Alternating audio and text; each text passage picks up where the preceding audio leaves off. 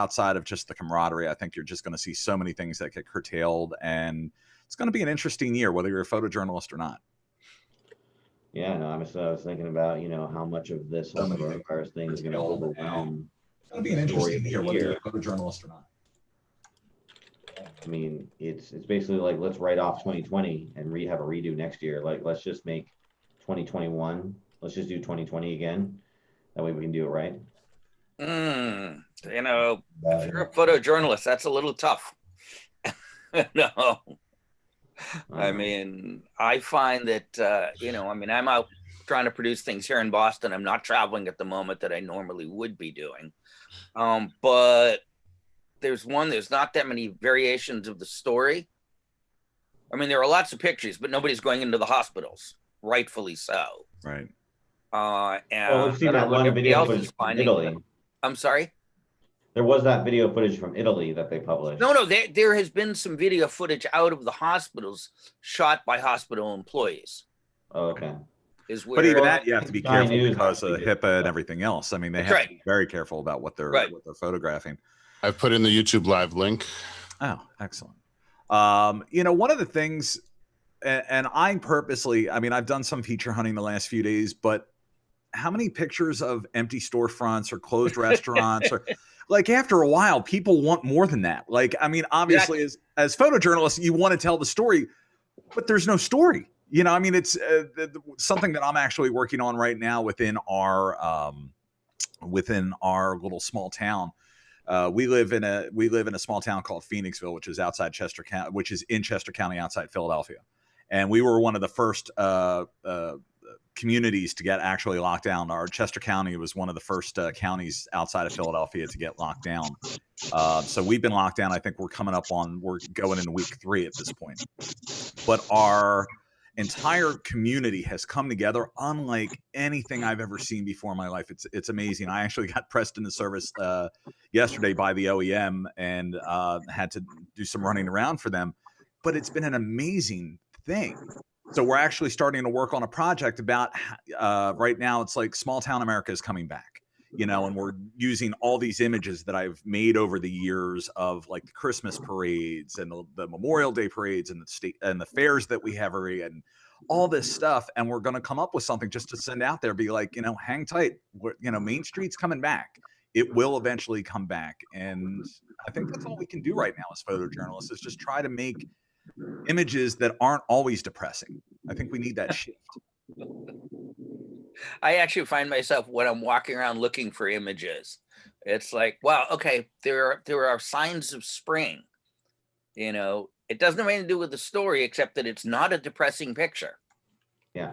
And I think I kind of feel like people need to see something that's not another closed storefront or not somebody handing a bag out of a restaurant. Just something that feels good. At least that's the excuse I'm using for taking these pictures. Here's the cycle I've seen. Here are deserted locations that would normally be filled with people, shots. And then, of course, the people with mask shots. The places that are filled with people that shouldn't be filled with people because they should be quarantining shots. So that's kind of like, that's the cycle of COVID-19 coverage I've seen so far. Yeah. And I have seen, I think the New York Times or one of the publications did a actual inside the hospital photo story about what's going on. There were a couple journalists that embedded for a full day in a couple of the hospitals, and one of the doctors that released some video showing exactly what it was like and really kind of describing it, which was a very kind of a real eye-opener, and it was something else. And that's what people need to see, really. I mean, they need to see like the real world implications of this, because it's too easy to just kind of just be like, well, I'm sitting in my house watching Netflix and, that's my experience of this whole thing. It's a hard thing when, you're getting multiple messages, where we're saying, they don't need the ventilators. They do need the ventilators. And when you see the actual doctors talking about it firsthand and showing what's really going on, I think, it's hard to deny that that's the reality of what's going on. And here's a lot of us live in New York and the rest of the world is looking at us as the epicenter of this, and kind of like what is really going on there, and how is it spreading, and how are they dealing with it, and what are their emotions. And one of the most beautiful things last night I shared on my Facebook was at 7 o'clock, everybody just going to their rooftops and their decks and yelling and screaming and clamoring. Dude, that was amazing. It was one of the most heartfelt, beautiful moments, and that's those are the silver linings in tragedy like this, where people pull together and have a unified voice, and just that was just beautiful. You hear everybody clapping and cheering, all for first responders and all the essential people, the delivery drivers, the nurses, the firemen, the police. It was a beautiful, beautiful moment. What are you guys finding? I mean, so Trav, obviously you are, I mean, you're in the mix. Well, actually, I guess, I mean, you're in the mix, but slightly removed at this point. Yeah. What are you hearing from the people in New York about what's happening, what's going on, what's the morale like? What are you hearing? So I'm lucky enough that I have a bunch of friends that are nurses and doctors, and they're kind of giving me the real 411 on this. And it's a very real situation, and they are running out of supplies, and they're looking for stuff, and they're anticipating, and they're being overrun. It's a very real situation. But at the same time, the doctors are saying, this is very compatible, and if you follow the rules, it's something that you can live and really kind of not be as scared as everyone's portraying. The virus is a very weak virus in terms of it being killed. The Purell and the hand sanitizer does kill it, and instantly kills it.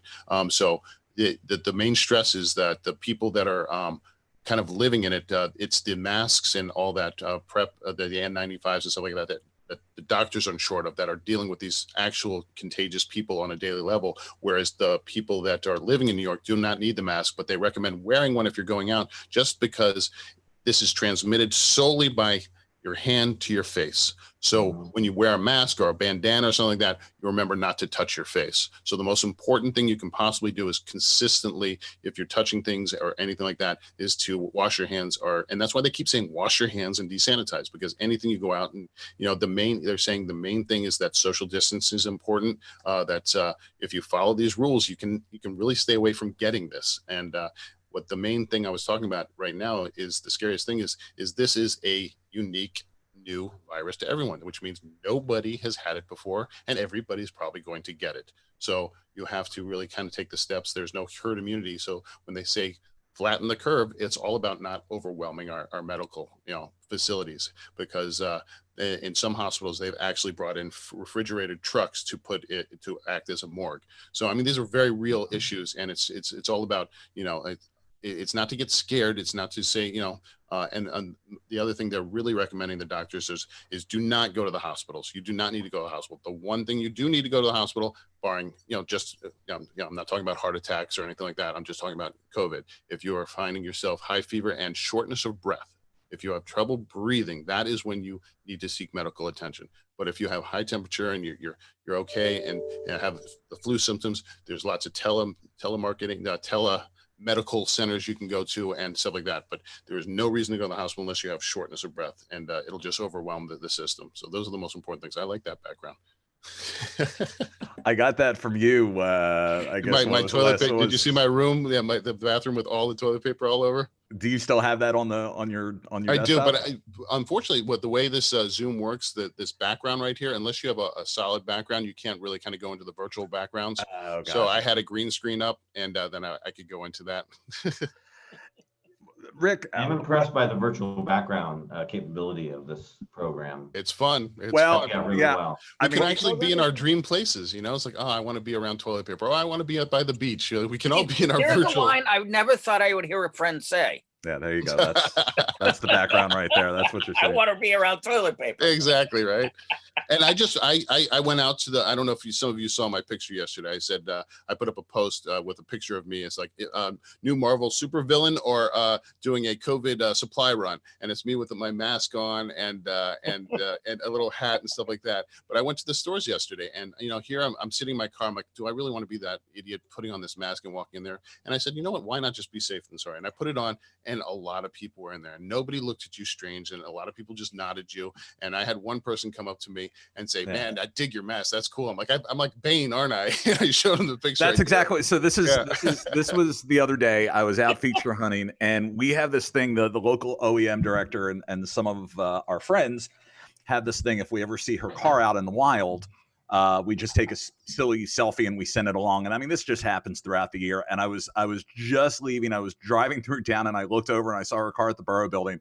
Turned around, came back, and just did that to send it to her, because she's been in the war room for a month already. So I mean, they were kind of prepping up for this before it really hit. And she's just been, I mean, just jammed up, and we're trying to send and do things to each other to kind of prop each other up and keep the sense of humor going and stuff like that. She said, I hadn't laughed that much in days. So like, even those small little things will absolutely help. Yeah, I've got a pretty tight mask that I use. It's nice. Actually, Sharky posted a picture of his mask on his Facebook page, and I have the same one. So it's a nice mask. It's very well, put together. It's reusable, and then has replacement inserts. And so I found that to be very useful. And I know they say like, hey, you don't need a mask, or you do need a mask, or whatever. But if I'm going to go in a group of people, I'm going to wear a mask. And even then, I'm looking at this story on the New York Times where it says, they're reconsidering that concept, just because it can at least help you, like I said, stop touching your face as much. But it is a preventive, considering how contagious this is and how widespread it is. What's going on over there with everything? I don't know if you guys discussed this before any of us got in, but what's the vibe over there right now? Sure. So, for the last few weeks, honestly, it's been pretty chill, I would say, in that we were seeing South Korea just going down and down and down. And so we were under 100 new cases a day for a few days in a row. So we were thinking, okay, well, we're, the worst is behind us. It's going to keep on going down to single digits. And then, we're going to be like China, where we're, pushing outside the country. But then, we had a recent outbreak on base. And so that caused everything to kind of get tightened down. So, it just it was sort of this little bit been like a reset button, so it's like kind of, for the most part, life as usual, honestly. Like in terms of places in the world where, you could kind of reasonably expect to go about your life and do things. You go to restaurants on base, you go to movie theaters on base. There were things to do on base that you could do, and it kind of felt normal. And a lot of that has been sort of scaled back because of this recent outbreak, and rightfully so, because you got to protect the population. Yeah, I would say, I mean, the highest point of anxiety was probably early on when we were seeing the influx, like we're kind of, the other, the United States and other countries are now, where you're still at your height, Right. That was kind of where the highest sort of like unease was. But, even still, I think been pretty much just living life normally. And I think what helps is the fact that I still go to work every day, or at least up until recently, I was going to work every day and just doing my job. So I didn't have to focus on sitting in my house or quarantining and stuff like that. I could take my mind off by going to work and focusing on at my office. So this doesn't change any of that. It's just, so for me, it was kind of like life as normal for up until about Friday. And then, everything's sort of different now. But, it's probably go back to normal pretty soon here. But for the most part, it's just, when you're a parent, right? I mean, I'm a parent, my wife and I, we don't do anything anyways. Like, we're not going out in the evenings and going partying or going to, doing fun things. Really, the only thing we haven't, it's been, changed our life is we don't go out on weekends now. We're not going out and exploring the Korean countryside or new cities or going to festivals. That's kind of been the only thing that we haven't done. Right. Hoping to see some cherry blossoms, though. Hopefully we can get out and at least see some cherry blossoms and get some photographs with them. That should be relatively safe since it's outside, but, again, you don't want to mix too much with people. We'll see. We'll kind of judge the climate and see where we're at in a few weeks. And hopefully it kind of calms down by then. I'm hoping by May we're back to normal, but we'll see. Yeah, it's kind of crazy. I mean, for me, I was lucky to have some of this equipment, this is my face mask, my Bane mask right here. And I had it because I did a whole series on abandoned places. So, obviously those have asbestos and stuff like that. So I need a very good mask to go in there and photograph these places. And I'm sitting here the other day, like getting ready to go to a grocery store. I'm like, oh, wait, where is that stuff? I'm like trying to rip through all this storage to find out where I put all my equipment. And I'm like, I found another bottle of Purell, 6 rolls of toilet paper. I struck gold that day. It was unbelievable. There was stuff that I forgot that we had at the studio, because we're in our house had just gone under contract on March 7th, and we were supposed to settle April 17th, and obviously kind of everything is on hold at the moment. But we had moved and decluttered the house and moved so much stuff to a storage unit, and then I had X amount of stuff that we were keeping at the studio. And I forgot. I'm like, oh wait, we've got we've got the sanitizing wipes at the studio, and we've got extra toilet paper, and then I found a respirator. The respirator that you saw in the photo, I had in it. Yeah, but they're a little hard to find. I mean, we had some, and they're getting us through for right now.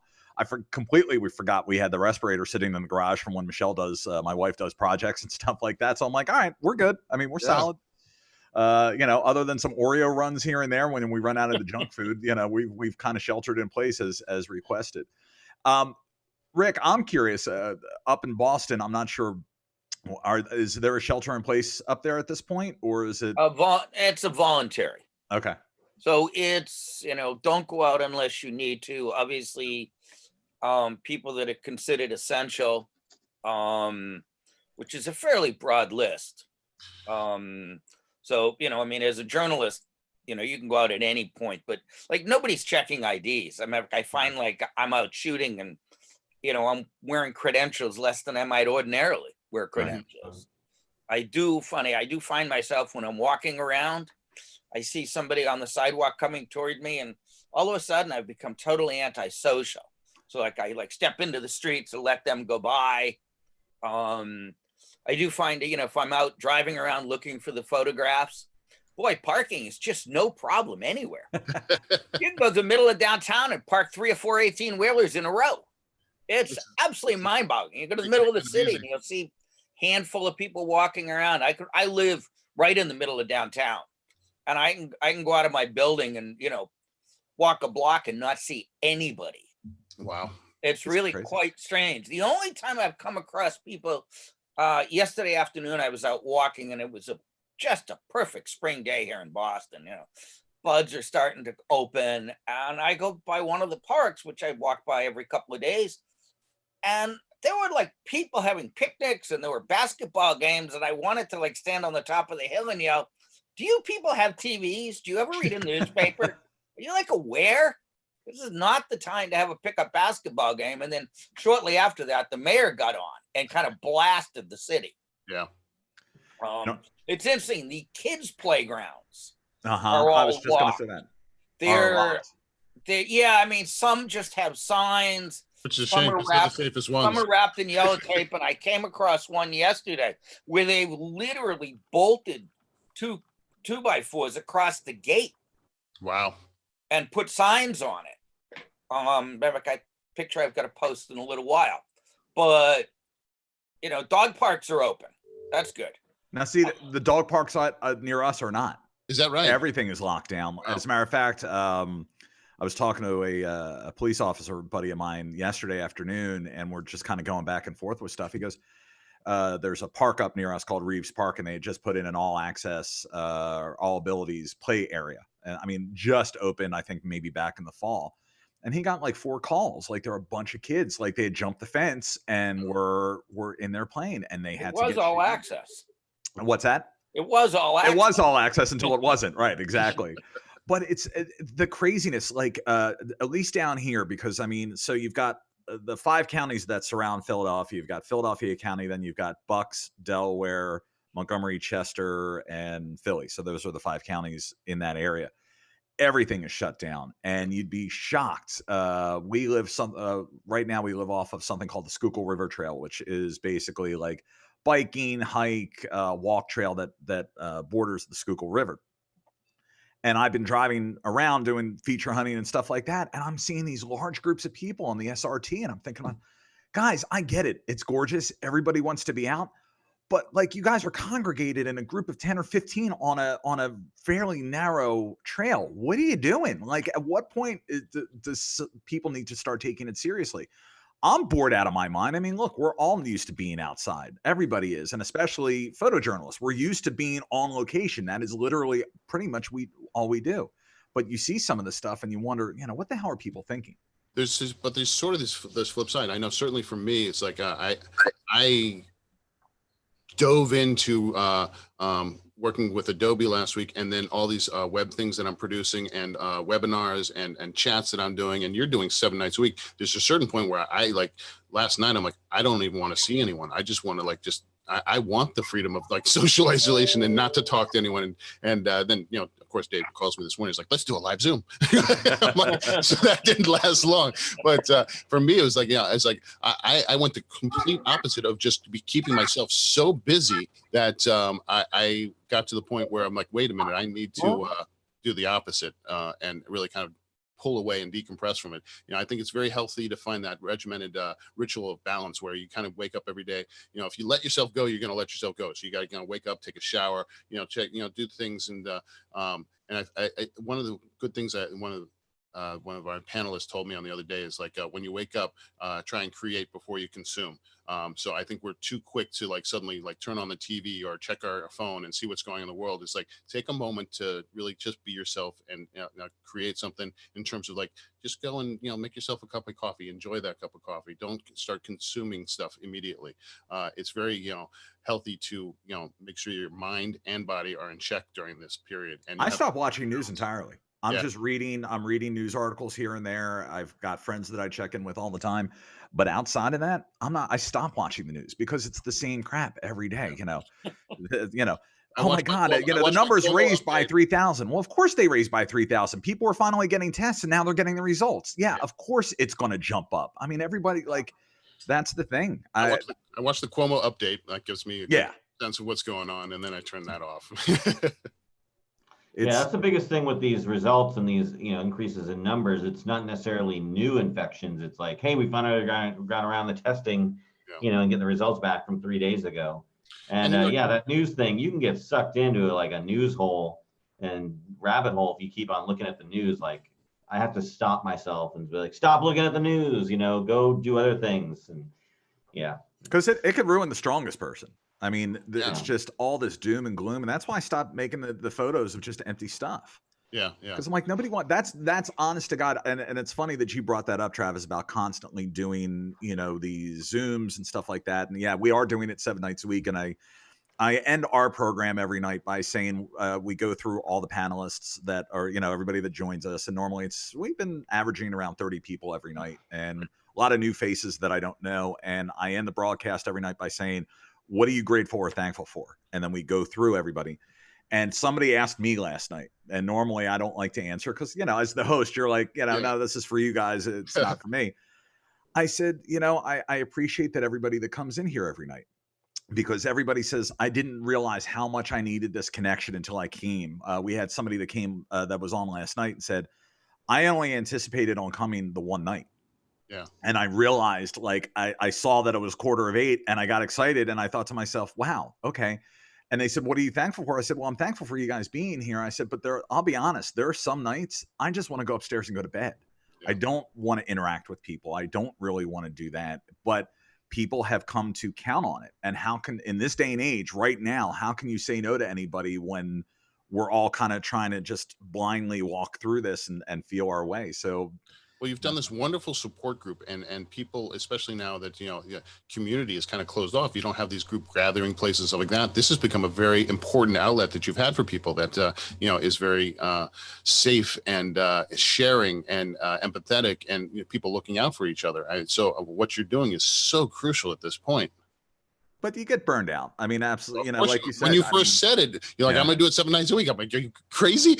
Because coming from radio, I mean, radio was a 4 or 5 hour broadcast. My point to you is like, you still need a day for you. Yeah. So, I mean, if you did it 6 days a week or 5 days a week, that's good. You need a you day. I figure I will get the you days once we get past this. Like, I'll have plenty of time to kind of. That's only going to be 18 months. So no. So 12 to 18 months. Come on. Be really be optimistic. All over, it's going to be just this complete flood of people trying to get out of their houses and do things. Like it's just going to be like overwhelming. Everybody's going to be out. Or you think it's just going to be like, oh, okay. No, now I have no excuse for staying inside all weekend and playing on video games but you have to look at like how is the world dynamic going to change, and I think we're in for a little long haul of people be more consistent to of trying that social spacing. Even lining up for a grocery store as people stand. Usually you stand in a grocery store. Before all this, I was annoyed with how close people would stand to me. I'm like, really? Do you have to like? There's no one behind you and there's no one behind me. Why are you standing like a half a foot from me? It's like, just take a step back, and now I think people are going to be a lot more conscious of that. And they're not. They are so not right now. You have people that will and people that won't. I mean, obviously there's that 50-50 thing, which is all of America right now. So you have 50% that do and 50% that don't. I had a friend of mine literally about to grab there were like 2 or 3 packets of chicken breast left. And he was about to grab, and this woman just came out, grabbed it, and walked. Wow. And I'm like, wow, what is wrong with you? Like, seriously, like at what point do you, this time or any other time, would that be okay? Well, I mean, obviously, what you described is Christmas in New York. Shopping. You have that exact thing going all at the same time. You have the people like, no, go ahead and hold the door, and the other people that run through and don't say a word. So, I mean, this is just the norm. It's like Black Friday every day. It's like groceries are now the Black Friday items. Right. The market we go to near us, we live dead middle between 2 giant markets, which I guess is Shop and Save, maybe somewhere else. I forget what the conglomerate is that owns them. But there's a chain here in Philadelphia called Acme, and they've been around forever. Yeah, we normally don't go to that one because it's not convenient for us to get to, but I've been going to that one because they have constantly had stock shelves. There's no lines out the door. They've, outside of some of the stuff that people are still panic buying, like toilet paper. Yeah. But they've had fresh fruits and vegetables. They've had canned goods. I think people, once they got past that initial, holy shit, this is it. And, went in a prepper mode, people are starting to realize, all right, let's take a step back here, and I don't need to go to the market and buy $800 worth of stuff yet. Explain the cat litter though. That's another high purchase. Oh, is that a new one? That's another one of the cat litter is another high purchase item right now, which is kind of bizarre. But I told you I went yesterday to the grocery store, and that toilet paper aisle was just empty, absolutely empty. There was a few boxes of Kleenex, and it said buy only 1 per person. And it's like, but how funny it is now is like, am I pooping more? You have these items like, wait a minute, am I going through toilet paper too quickly? Or do I want to waste, toilet paper on blowing my nose? It's what like, you do is you take the sheet and you split the sheet in half. And use 1 square. I was in the supermarket last week, and there are signs everywhere that said, due to shortage, limit 2 per customer. Yeah. And the entire aisle is absolutely empty. There's just nothing there but the signs. So I took 2 of the signs. That's what I thought they meant. Have you seen? Some places are genius. The price for 1 will be like $5. The price for 2 will be $75. Yeah, I've seen that one. That is genius. That is genius. I just don't. The happy balance is I think people are going through toilet paper because everyone's starting to go through their canned beans, and I'm like, eat some cheese. Just eat a little bit of cheese, balance it out, you'll be fine. Chili with extra beans, yes. Has the toilet paper situation returned back to normal at all in the U.S., or is it still? Oh, it was completely empty. Yeah, I haven't looked because we normally get that stuff at BJ's. BJ's, Costco. I don't know who's got what around the world, but we had just picked some up probably a week and a half before all that, and that's just Michelle and I in the house. So it's we're not going through that much. But this was my funny thing. My wife doesn't like the tissues that have the lotion in them. So she has a very specific brand of tissue that she likes, and she has bad allergies. And of course, we're now in allergy season here in Philly. And I'm looking at her, I'm like, these are the choices for like, you can suck this up, or you can start using a towel when you run out. I'm like, you have to there has to be a little bit of a give and take there where you're like, all right, I can't get my normal brand of stuff because the world is ending. I can live with the, lotion tissue. Is anyone charting bidet sales? Has anybody checked bidet stocks? stocks Earlier, Travis? Bidet stocks. Exactly. Buy your bidet stocks now. Bidet and Zoom. Yep. Yeah. I just purchased the new Zoom bidet. It's amazing.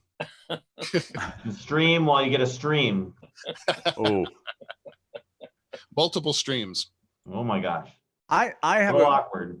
I have a question for all of you Clean. in trying to find something for myself to do. You I wanna have come out of actually my archives. that's part of what I've been doing. I've been cleaning out archives and going through stuff. But I've gone back to my interview roots as a radio host and stuff like that. And I have called all of my famous friends and I said, hey, will you do? And I'm actually, Travis, this is where I'm doing the webinar where people have to register and stuff like that, or webcast. But I am reaching out to all of my friends that have some level of celebrity, whether they're here, out in California, or whatever. And I'm doing this James Lipton-esque thing just because it gives me something to do outside of taking, making these photos that just are depressing the shit out of everybody. What are you guys doing? Like, how are you guys finding or navigating the day to day? Because obviously it gets old quick. And like after a while, you get tired of going through your archives. You get tired of cleaning crap out. Like, what are you guys doing to stay busy? So just quickly on that thread, BP, what's your favorite curse word? Oh, mine? There's so many good ones. I gotta go with the solid motherfucker. I mean, that's just like you can use that in so many variations, and like you mother, and like sometimes you don't even need to get it all out. People know exactly what you're going to say. I think it's just across the board. But yeah, that would be mine. I think it's you bring a very important point of like, what are we doing to keep ourselves busy? And I've been creating tons and tons of web content, and certainly I do an open talk now where I'm inviting photographers on, and I started off with friends and stuff like that, and now those friends, obviously I have friends that are Sony artisans and work in the creative field and are very talented, but now I'm getting like the top tier people calling me like, I would love to be a part of it, and what can I do? And the names that are contacting me and that are reaching out are really kind of blowing my mind. And I think now is that time you can really take advantage of people. I don't want to say take advantage. There's an opportunity to reach out to people and collaborate in ways that we've never been able to before. And people are looking for that. And people want that inspiration to kind of work together and find things to do. And for me, it was the webinars, and they've been really, really helpful in reaching out to community. And you're already doing that with Fireside Chat, but you on a personal level, I would find things, like yesterday I was telling Dave, like I literally have this out of control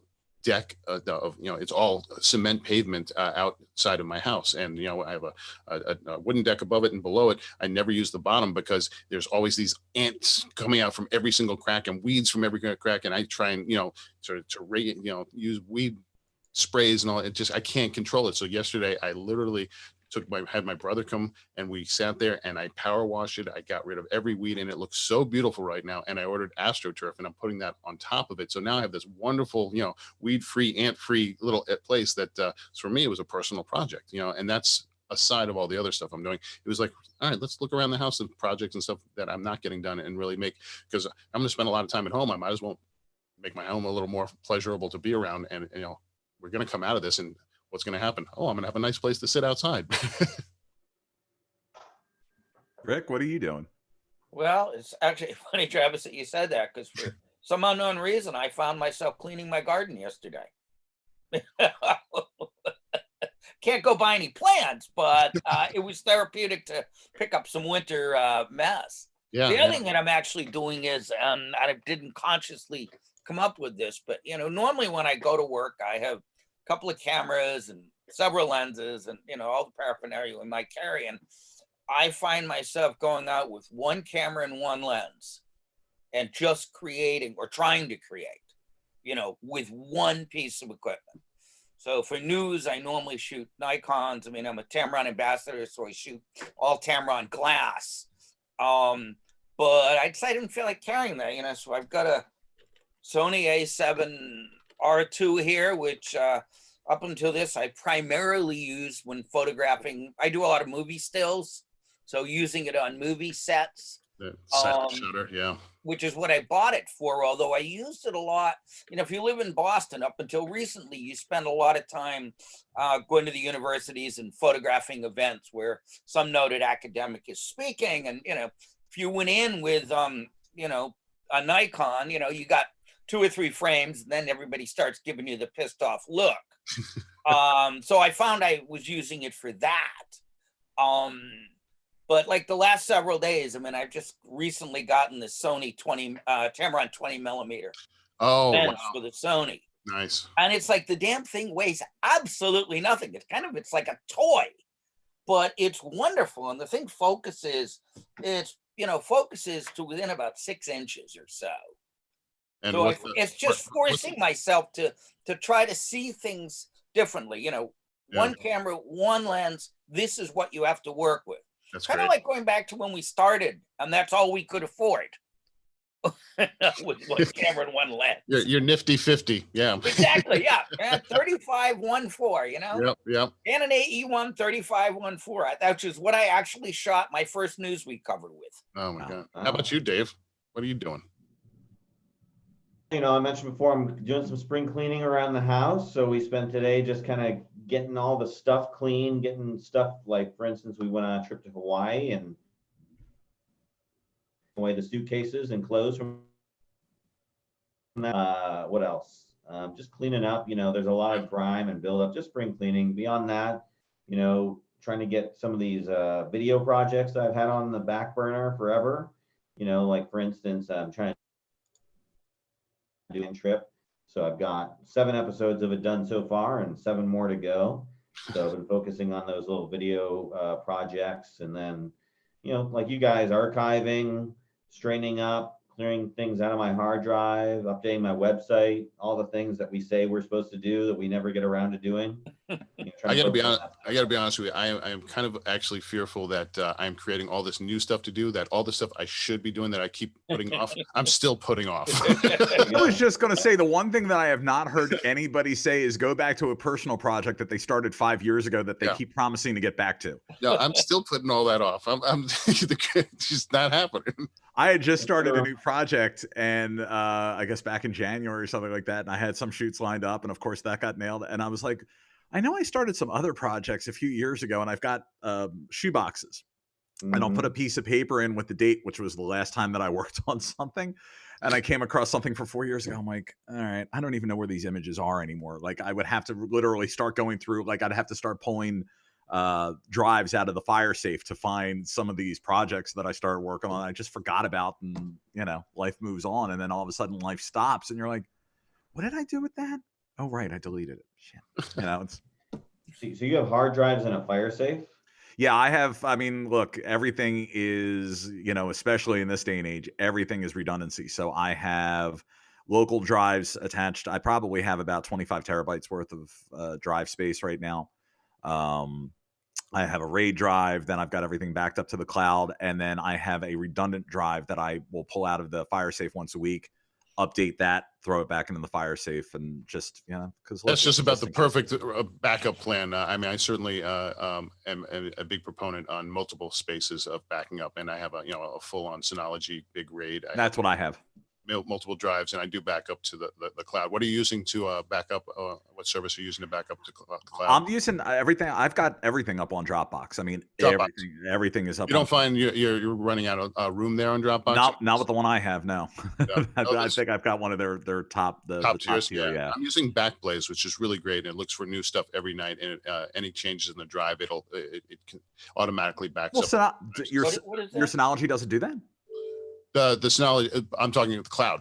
Oh, to where you're, okay, got it. Yeah. So this is a cloud service. The Synology is obviously my in-house main hub and NAS drive, and then I use the Backblaze to kind of watch all my other drives, and any changes and stuff like that, it backs up. So if a drive goes down, that full drive is backed up in the cloud.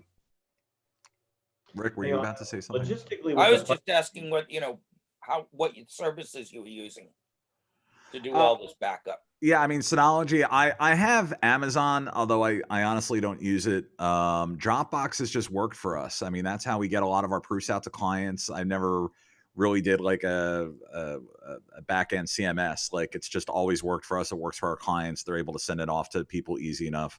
So between all the different hard drives, the RAID drive, and then backing everything up to, and then truthfully, the fire safe is just one of those things where it's like just an additional layer to have in case, God forbid, something happens. And, you like to think that, the cloud will always be there, but we don't know.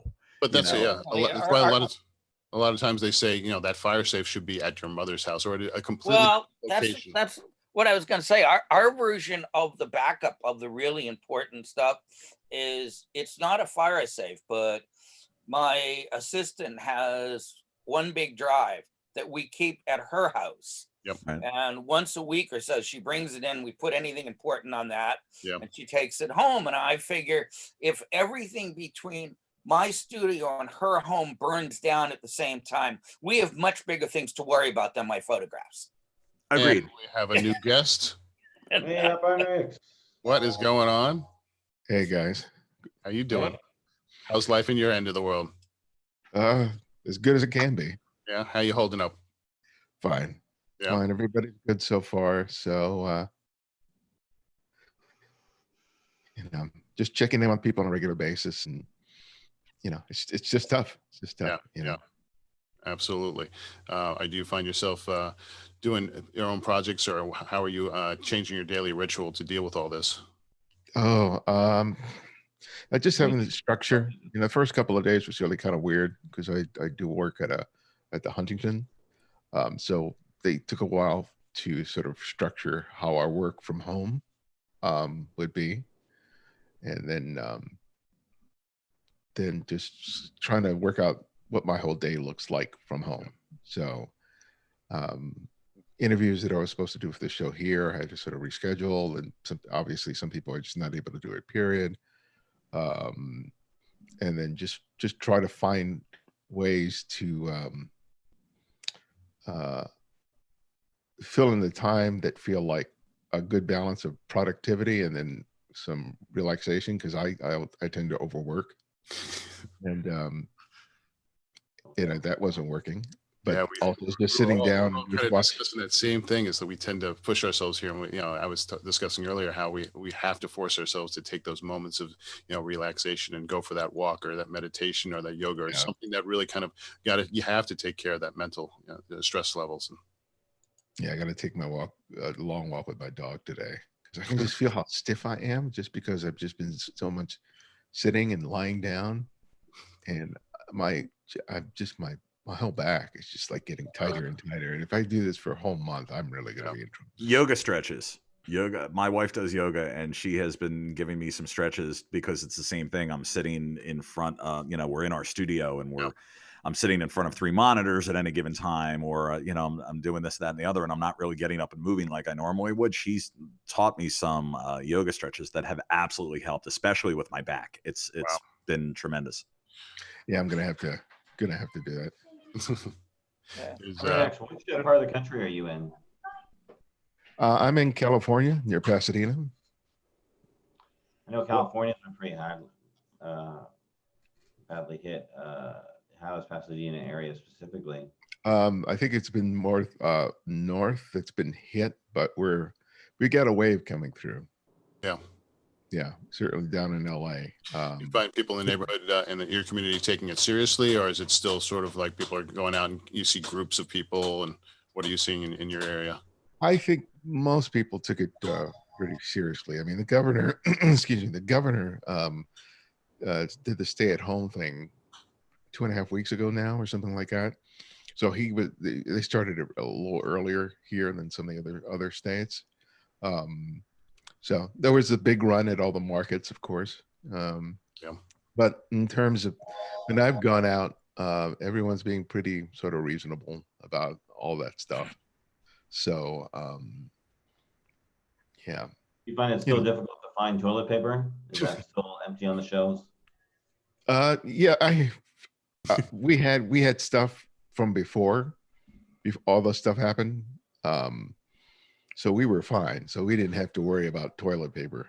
So, yeah, we went to Costco like a few weeks before all this happened, and you go to Costco to buy toilet paper. You set for about 2 years. So one of the very best videos I saw was someone took a pallet of toilet paper being brought out into one of these like Costco's and stuff like that, and it's just a giant thing, and everybody is swarming it, but they added in the like Walking Dead zombie noises, so you just see this pallet being decimated, and like, and it was like the perfect thing describing it, because that's exactly what it looked like. Yeah, my sister works at Costco outside of New Rochelle. So when they quarantined that town, she said a bunch of people who couldn't go to that Costco that was in New Rochelle started coming to her, and she would say in the morning, there would be pallets of water and toilet paper, and it would just be gone. Yeah, and then it's people fist fighting, yelling at each other.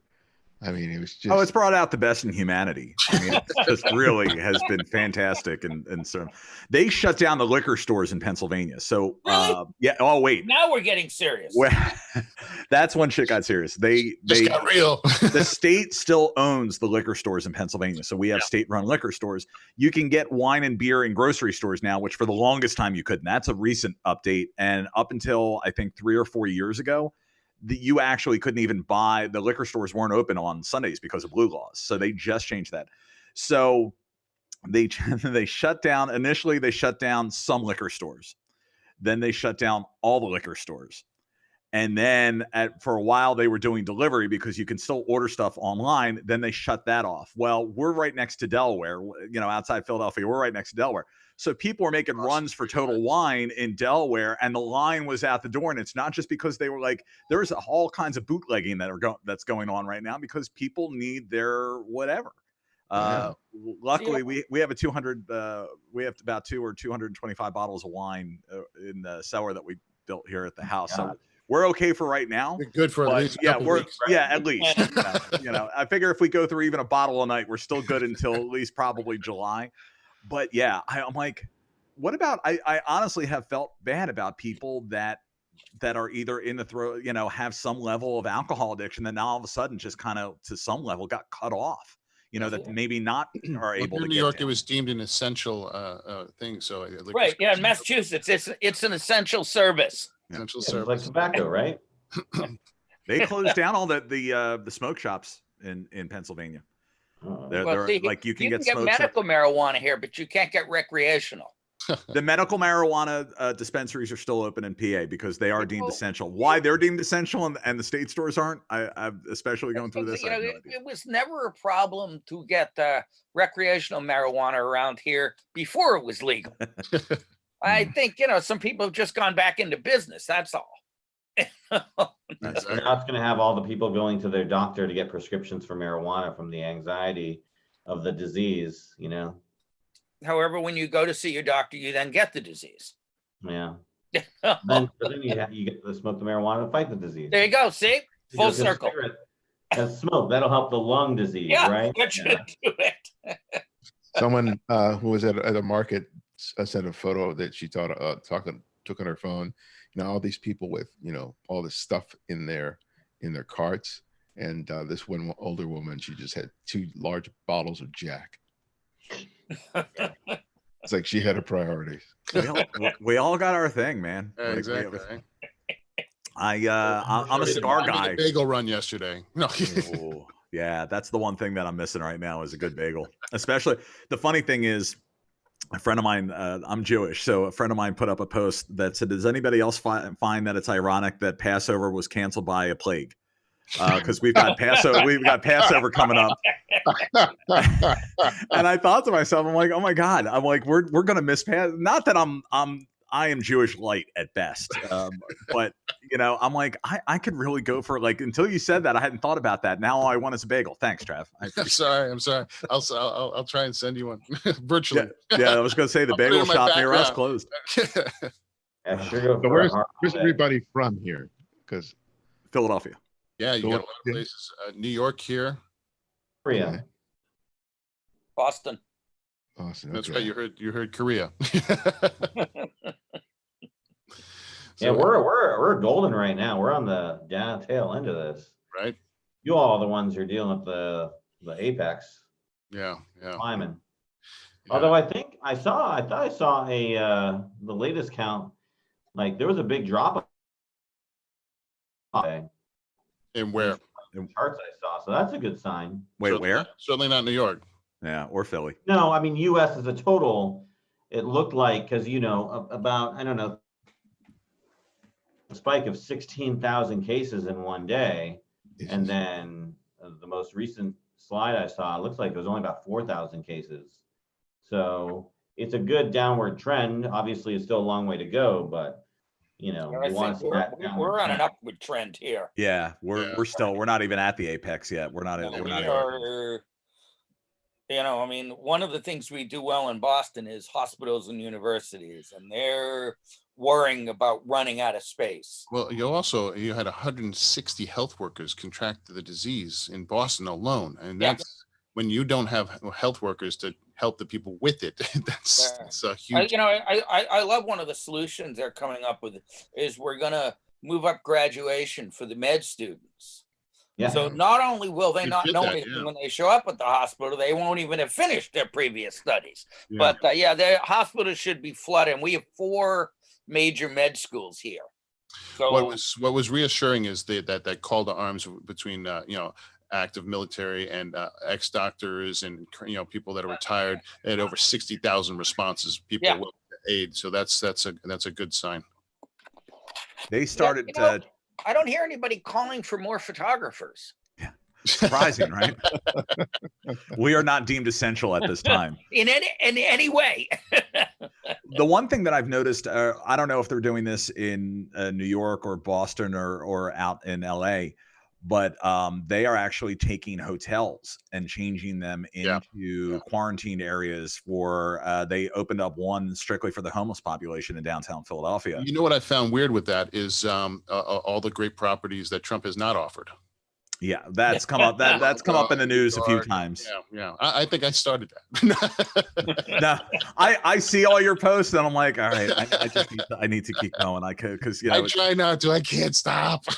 Well, you're also in ground zero right now, so yeah, I mean, it's like you guys are the focal point of the nation. It's this kind of strange battle of Cuomo and Trump right now, and the ventilators and all this kind of stuff. It's just kind of a bizarre kind of thing we're living in, and feeling this. The federal level is doing one thing and the state level is doing another, and they're just not kind of working together in certain ways in what we need here in New York, which is the medical supplies and stuff is a real issue. Let me ask, this was a question that I posed in our Fireside Chat the other night, and I'm going to ask it of our professionals, because I mean this is kind of what we do for a living. Does anybody see a possible, I know California tried to do it a year or so ago, but after all this goes down, do you think you're going to start seeing some states trying to secede? Just out of curiosity, because there has been so much, figure it out yourselves. The federal side's not going to help you. I'm just wondering. I joked the other day with my brother about this and said, "Oh, New York's to secede," and he's like, "Well, the only one that really could do it is Texas." And I'm like, "Why is that?" I mean, they wouldn't do it. And he's like, "Well, they're the only one with their own power grid." Yeah. Which was a very interesting kind of thing for him to respond. Is like, they're the only one with their own power grid. They could secede and not have to worry about it. I didn't even think about that. Yeah, which was an interesting point he brought up. But no, I don't think that is likely. We've been trying to kick out people who already believe in that will just be more justified in desiring that. But I don't. Yeah, it's just, you start really, because you never think something like this would happen. I mean, exactly. And now we're here. Yeah. And of course, it's easy to let your mind spiral out a little bit. And you're like, all right, well, if this happens, then what's this? And then this, and then this. And I mean, you can sit there and go to infinity playing it all out. But you're exactly right. I mean, it's like, if you have enough of like, well, I didn't see this coming, and suddenly you have a country that's literally 50-50 divided, and to a certain point, and then you have something like this that pushes them over the edge. You never know which way people are going to go. Like, you know what, I'm done with this. I'm going to my side. You go to your side. If you want to live in New York, or you want to go to Alabama, you just don't know. Like, stranger things have happened in our history. I don't hear a lot of people from New York saying, I want to go to Alabama. It's true. It's true. And we can see what the situation is like in Egypt, Richard. Yeah, Richard, what's going on? Thanks for joining us. Well, I was just sitting here being a voyeur, and I thought I'll chime in. Plus, I was kind of digging what my shirt is doing to the background. You are a pyramid. There's some days I can't shut up, and this is just, I was just watching and listening today. Oh, good. Well, hopefully see it tonight as well in group therapy. Right. Yeah, we need therapy. Yeah. Oh my God, it's crazy. But this is kind of amazing that because Dave and I were just talking, like, let's just do this as a test for Around the Lens and throw it up, and instantly kind of it became so interreactive, and people wanted to join in and talk and stuff like that. It's really a wonderful thing, and I think this one you're doing this live on YouTube, I see, huh? I'm streaming it live to YouTube as well for people. Yeah. So we got the Zoom room going and throwing it live so we can throw it up to Facebook and other places and show it. Real quick, I just saw a post. I had shared this in the Focus on the Story community, and Suzy Bauer, who has joined us a while ago, commented, "This is amazing. Thank you. Can you list all of these photographers in their Facebook? I'd love to see the thing in New York you were all talking about." So that's the post that you put up last night, Trav, with everybody clapping and. Oh yeah, if you just so you see my name right there, just go to my Facebook page and it's public and friend me. I'd love that. Maybe we are, because I yeah, Suzy, you and I are already connected on Facebook. Yeah, so just find me on there, and I have all these wonderful links and stuff like that, and you can also put it in the chat area, folks. If you want to just put your profile links into the chat area, you can do that. Yeah, absolutely. Which is a Focus on the Story page. Yeah, I posted that we were live on the Focus on the Story community, which are what is 1,800? It's a group by Focus on the Story. So yeah, so I didn't put it on the main Focus on the Story page, just the community page, which is a public group. Yeah. Join the group. And what a great group. So I've got a question. Besides how we're surviving this, what good do you all see is going to eventually come out of this? It's a good question. Like long term, what changes are we going to make as a society that might actually be a benefit if there's a sunny side to all of this? I'm hoping on just the inner community circle, we're looking at supporting each other and spending more time with each other, and moments. I was talking earlier saying it's amazing that some families now are planning game nights and family dinners and spending more time with the family and really having those moments as a community. I'm hoping that we learn to kind of continue to support each other, and you always find in moments of disaster and stuff like that, you see how people can immediately pull together and pull resources and support one another. And it doesn't take these times of disaster to continue to do that. And hopefully this isn't not lost and forgotten quickly, and people continue to do that. Right. I echo that to an extent.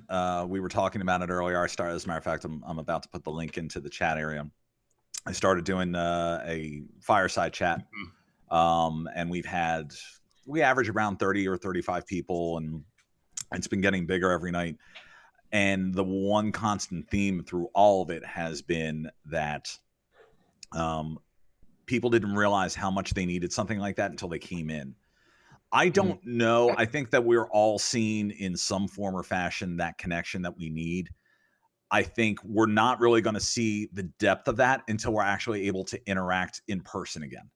I think anytime you're in a middle of a scenario like this, whether it's a pandemic, whether it's a 9/11, whether it's any traumatic experience, we all have those moments where we want to just do this big group hug, and it's like that for about 6 months, and then people forget. Yeah. So my hope is, and I've said this on the Fireside Chat, which is why I put the link up. I said it the other night. When this is over, I want everybody to get together for a big dinner. Like, I want to see how the interactions are. And it's part of it is just to thank everybody for coming, but part of it is just to see, do those friendships endure? It's almost very much a Breakfast Club thing. Like, yes, we're all in detention right now, but what happens when we go back to school on Monday? Yeah. And I think, with those of us in this business, we meet people at various events, whether it's a news event or a convention or something. And I find, I make friends there, and I may not see them again until, whatever photo event next year. But the friendships endure. One of the things I love, like when I'm out on the campaign trail, is you see all these people who you haven't seen since the last campaign. Yeah. Like, we get to hang out every 4 years. And then when your candidate drops out, you go home and maybe you see him at the inauguration or something. But these friendships endure. So what you were just saying, I think that these friendships that are built this way, as photographers, media people, will endure. And I've met you folks this way. And then I find, I go to something, ironically, Sharky just wrote to me and saying, great to have met you at WPPI. So I just wrote back that we were all chatting. But, I met Sharky, on Around the Lens, and it was, you know, and we'd spoken a couple of times, and he came up to me at WPP. I said, I finally get to actually meet you in person. Yeah. And then he was his usual quiet, shy self. Yeah, exactly. It's so funny. I really need and appreciate this online community, because I live in Colorado Springs now, and I really don't have a community of like-minded people, whether it be, you know, photography, doesn't look like political, Colorado Springs in the life. background. Well, yeah, I just zoomed over there quickly, but but I used to work in LA, a totally different you know, level of connection you have in a big city than in a town of what, a little over 500,000 people. Yeah. So this online connection is very important for me. I have to say, my one worry is how quickly we are going to be accepting to get back to those group meetings and gatherings and stuff like that. I think it's going to take us some time, and I don't. There are going to be some people that are raring to go to rush into it, but there's going to be a lot of hesitant people. And I think the ability and hopefully this online meeting and these Zoom rooms are going to continue, because it is such a wonderful way to people just kind of jump in and touch base from all over the world and everywhere, and quickly kind of say, hey, what's up with you and how are you doing? And there's, you know, I think we live in this world of like everybody, I wish texting would go away for the next 3 weeks and everybody kind of reach out and face to face and see, because there's such a different level of empathy and reaction and humanistic, you know, connection when you get to see someone's face and listen to the inflection and tone of their voice and see their expressions, where text is completely lost. You know, it's just, this is a moment where really people are connecting on a different level that I find really kind of incredible. Right. One thing I think people should take from all this is, hey, have a savings, you know, like have like 3 months of savings. And, you know, I think that's, you know, the biggest thing. And I thought when you asked that question, made me think about, okay, yeah, what other things have changed since major disasters have occurred? Like what have we done? What are we doing differently since 9/11 personally, you know, that's different? What are we, you know, because then like, how do we compare major events to what we're doing different? What are the benchmarks that we've seen from 9/11, and what are we going to see from this? I mean, certainly in New York, 9/11 has changed, you know, the security at corporate buildings, you know, and there's a tangible feeling of difference of the way we live our lives and how security is different in New York from pre 9/11 to post 9/11. And I wonder what kind of changes you guys think. I was going to say, as an outsider who goes to New York fairly often, I think people became much nicer after 9/11. That's a movie misconception. People have always been nice in New York. That's okay. I just met the wrong people before. I think so, because, you know, New York, I think there's this conception of New Yorkers being like, you know, and it comes from movies and media, New Yorkers being very kind of like, you know, colder, like, F you, and it's just not the case. People are very kind of, yeah, that's Philly. And move. Yeah, Philly's a different story. But I've never seen. We call it the people that live here call it the city of brotherly shove. No, we don't. It's not love. But I've never seen a city that is pulled together in crisis more and incredibly than New York. I mean, it's really and having gone through 9/11 myself and being down there and the post part of it, I am amazed at how incredible New Yorkers are and how they support each other and take care of each other. Yeah, I think I'll definitely be much more cognizant of how I wash my hands from now on, because before all this, if it took me longer than 5 seconds to wash my hands, I was probably getting something off of them, like some kind of grime. And is it going to change? Like when I went to the grocery store, every single, like, you see the pastry things, you know, and each one was like, the donuts are stacked and you can reach in and grab it. Every one was single packed now. So, I mean, it's like, is this going to carry on? Like, you know, suddenly this, you know, all about germs and stuff like that. Where do we go from here? All the hot bars were closed down, but, you know, you could go to the deli and get fresh cut slices, but everything was starting to be packaged. Even if it was fresh, it was packaged. I don't know. You know, I look at the 9/11 thing. So I noticed the other day that there's very little air traffic. That was something I was just sitting outside. I'm like, I haven't heard a plane in 10 minutes. And I live at a waypoint between, as people are coming from the western part of the United States, about a town about 5 miles up the road is the turn point before you get into Philly. So we see a fair amount of air traffic above our home at any given day, and there's been nothing other than my neighbor who's got his own field strip. He's flies an ultralight and he's got a Cessna. I've seen him go up every day. Outside of that, I haven't seen anything. I wonder, and I hate to constantly like think about the downsides of things, but I looked at 9/11 and how everybody came together, and then 6 months later, the blame game started. Yeah. And then you saw that kind of carry up until recently. At what point is the blame game going to start happening again? How long is it going to be before we go back to business as usual and treating each other with, a little less respect, or treating, we start looking at this version's first responders, which are the medical field, and we don't know what kind of long-term effects that's going to have. What are they going to have to fight about? I'd like to think that we'll come out of this with a little more humanity than we came in with it, because it affected the globe. It didn't just affect the United States. That's such a good point. But whether or not that's going to, like right now, we're all essentially like this. I described it yesterday, and my friend's like, wow, I didn't even think about it that way. We are all the passenger in a drunk driver's car right now. And we're all just kind of going like this. And we don't know when that part is going to end until it either crashes or they sober up, whichever happens first. Yeah. At this point, there's no endpoint for anybody. That's the biggest issue. So it's great to have these kind of talks where we're like, I hope that we learn something, but you can also go back at the past and see how we've bounced off of those things. And will it change this time because it's globally versus New York, or will we actually take some of this and grow as a species? And I think this is. Go ahead, Travis. That's such a great point, is that this is one of the first events that we are all experiencing, all taking part of globally.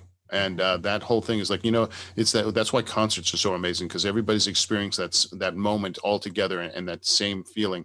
And this is something that is affecting everybody in the world. I mean, you never would expect something like this, and in our lifetimes, and now that it's affected everyone, I think hopefully we start thinking more as a global entity instead of just me, myself, and I. And I think we need to start doing that and taking care of the world and all our people, instead of just saying, I'm different than you and I have my own agenda. And it's just, you want to start thinking of, better things, I think. And hopefully we're taking.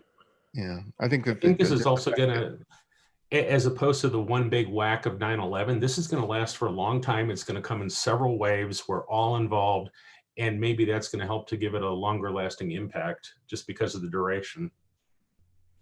And I think so many people are going to be impacted on a personal level to this, that they really are going to demand a lot of change. The fact that it's going to be a long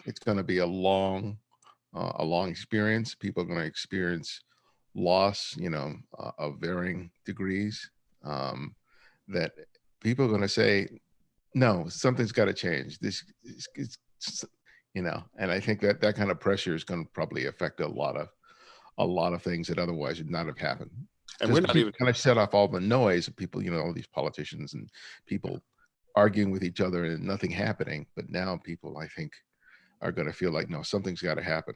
And I can just remain hopeful that it'll be for the good.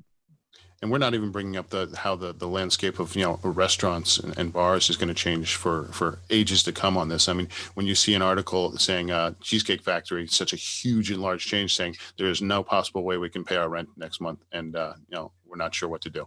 And the amount of people they employ and the amount of real estate they take up, and it's from the small bars and small restaurants, it's like the landscape of this is like most restaurants. And I used to own bars and restaurants. I know that how it's a day-to-day, week-to-week thing. So when you're putting them out for 2-3 months, and those employees, a lot of them may never recover, and it's a scary thing. It's not only restaurants. That's just a microcosm of one part. Wait, I didn't even think about this. A friend of ours owns a florist shop in the town that we live, and I didn't realize how many flowers came over from overseas.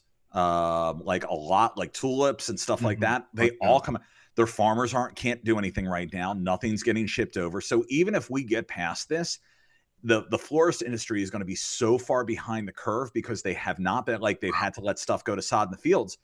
I don't know. And she doesn't know whether she's going to be able to reopen, not because she wouldn't be able to, but she won't have the product. That's some of the short-term things that none of us, or that's just not really been given a whole lot of thought, is things you don't even think about. Coffee, flowers. Right, now we're getting serious. Yeah. Yeah. Like, these were things that people just like, you had to go and bring up coffee, didn't you? I know. Yeah. And I've been without a cup for an hour now, because I wasn't expecting to do this. Until that point. Now look at the worry on his face. Now we've gone and done it. Listen, I don't care how many people have to die. I want my Java. They're already talking about a coffee shortage before this nonsense started. But, even so now, things that we just don't think about, especially here in the States, all the crap that comes over from China on a regular basis. We may not have a choice but to buy American for the foreseeable future because there's not, I think everything at this point has basically just cut off, and they're just now starting to ramp up over there. Not a whole lot you're going to be able to buy in our industry that's made in America. Yeah, right now. Look at I just want some Visine. Look at cameras and photographers. Well, that's what I mean. Yeah. I mean, there's not a lot of gear, and at least based up here, living in this land where we have all the colleges and universities, there are a couple of things that springtime in my area is very busy. There's a lot of things to be covered. There's a lot of events at the colleges. There's a lot of work from the colleges and the universities. Plus, we have had a political campaign going on. All of that is gone and is not coming back this year. The amount of work that I've had canceled from Harvard is, kind of mind-boggling. And they've canceled everything. Well, we're definitely going to have a Republican National Convention, so I'm sure we'll have a Democrat National Convention, right? Maybe the convention, but normally we would have a campaign that we would be covering. So let's just dive into that quickly. It's like, as photographers, how do you see the landscape changing for the next several months? And obviously content is going to need to be created. Obviously, people are going to be pulling, diving into your stock photos and pulling, photos of people that you took in the past. People are going to be looking for that content. How are you kind of thinking the landscape's changing and you're going to change? Let's go back a little bit before all this, and we can talk about how the landscape of stock photography has changed over the last 10 years. Whereas 10 years ago, the minimum you would get paid for a stock usage was $250. If it was a thumbnail, it's like your name next to it looked big. That was the only good thing about having a small photograph, was the byline looked good. That was $250. I have major publications call me. And first of all, I know by the time they call me directly, they've already gone through Getty and the Wires and every other place. So if they're calling you directly, you don't really need to give them much of a deal. But I have people who say, look, we pay $70. Major publications. Well, and I say to these young picture editors, well, that's great. But, 10 years ago, you paid me a minimum of $250. And you want to run this half a page and you want to pay me $70. So that is the first issue. And then if you go look, and somebody very nicely from an agency in UK wrote to me saying, we'd really like to acquire at least some of your archives. Doesn't have to be exclusive, but we'd like to get some. Very nice letter. And I go onto their site, and this is a good sized company, and they publish their prices. Their maximum price to use a photograph in any form was $69. It's like $69 and you want to build an ad campaign on it? I don't really think that's worth my time to send it. So that part of it is already an issue. People who up until this might have written to you and reached out and said, listen, Rick, we want to put you on to do a story on Professor so-and-so. That's not happening. Professor or a Dr. so-and-so either doesn't want you in their home, and I don't blame them, or, obviously it's of a doc, they don't have time for it. So all of that is gone. All of the campaign is gone. So what happens when we all are allowed to go outside and play again and work again? I think it's going to be a slow buildup. As publications have learned that, look, you don't need original content. Not that long ago, the major magazines or the New York Times or the Boston Globe would never want to use a picture that you'd seen somewhere else. So you wouldn't see a New York Times picture that ran on Tuesday in the following week's Time magazine. Now they don't care. What they care about is what it costs, or more importantly, is it free? And I don't know if anybody else has had this, but I've had this a couple of times in the last year where somebody has called me up and said, we want to use your photograph on our corporate newsletter. We saw it on Facebook. We just need it without your name in the middle of it. Because there's a rule, if you look at one of my pictures on Facebook and you go to print it, there is a second copyright buried in there. And I've had people say, look, well, just send it to us without the copyright on it. And I say, well, I own the picture. And I say, what do you want to use it for? And the last one was a multinational corporation. They wanted to use it in their newsletter. And she was insistent that it was on Facebook and therefore it was public domain.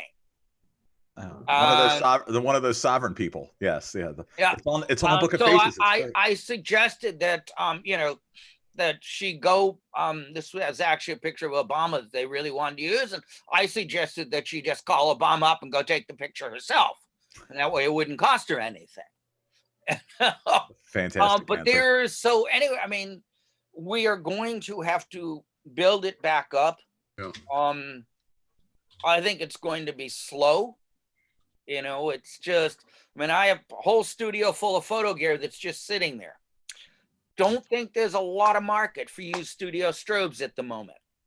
Yeah. If there is, call me. I got tons of them. BP, what about you? I mean, you have a whole photography business. How do you think this landscape is going to change for you? Hold that thought for 1 second, because Richard was about to say something. So I'm going to let him put his 2 cents in. Well, it's just a general question, because I see this happening not just in stock. And granted, I'm in a small town, but I see this happening throughout the entire industry, that there's a general cheapening of what we do. I mean, I'm billing the same now that I billed 25 years ago. So, and that's considered doing well. I mean, I'm in a different market, but I mean, my day rate is what it was 25 years ago. So to answer yours and to what Travis was talking about, I've always kind of played by my own set of rules, and they always haven't necessarily been in conjunction with industry standards, because industry was constantly changing, and to sit there and look at it and try and do it the same way that they did it 20 or 25 years ago, you either adapt or die. And we kind of saw that to a certain level. I'm not undercutting prices or anything like that, but I'm choosing when I break the rules, when it makes sense for our business versus anything else. I'm going back and forth with somebody in Australia right now who is, they're doing a 40th anniversary documentary for Mad Max. And a friend of mine by the name of Faye Merman, who is a photojournalist based in Wilkes-Barre, but Pennsylvania, but does a lot of stuff in New York, and is the photographer for the Feel Good Foundation, as a matter of fact, in New York City for the 9/11 thing. They wanted to use one of the images. And I said, yeah, it's my friend Faye, of course, not a problem. Send me the paperwork and I'll look at it. They were trying to do a copyright grab. And I'm like, you can't. I ran it past our attorney. I looked at it. I'm like, no. I'm like, I'm happy to use a rights usage waiver in this particular case, because it's a friend of mine and it's Australia, and it's not a major part of it, but they want to use that image to talk about her. This is what it's going to look like, and this is what it is. You have to sit there and figure out when you're willing to take a stand and when you're not. As far as everything else goes, as far as how much so far, we haven't been financially hit, other than we're not working every day. But everybody we have for our event photography side of the business, everybody, like, you pay in thirds. So the first third is due at contract signing. Second third is due 90 days before the event. Final is actually due 30 days before the event. Some nights we do, we'll take the balance the night of the event.